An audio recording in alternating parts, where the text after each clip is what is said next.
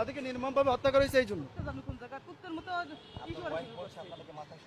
আরে সমস্যা না থাকে, সমস্যা না থাকলে এগুলো বলে আজকাল জামানায় আমি যদি করিও তাও তো আমি অত ই করি নাই, আমি প্রকাশ্যে জি আমি 2টা খতম দিছি তার জন্য, হ্যাঁ খতম দেশে ঘরে সারা বছর কোরআন শরীফ খতম দেশে। তার সপরিবারের জন্য।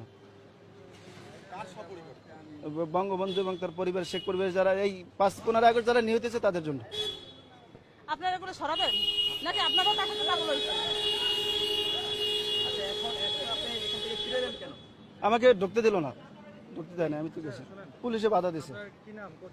আমার নাম মাওলানা ওলিউল্লাহ, পিরিজপুর থেকে আসছি। পিরিজপুর থেকে আসছি আমি, থাকি ঢাকা আসছি কিছুদিন আগে, ঢাকা এক জায়গায় থাকি।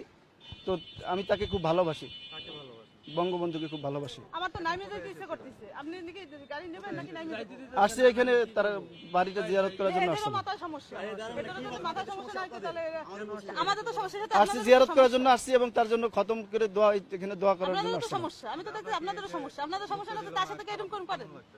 অত্যন্ত খারাপ লাগতেছে, আমি খুব কষ্ট লাগতেছে, দেশের জন্য সবকিছু করলো, তার জন্য আজ এই অবস্থা। নাম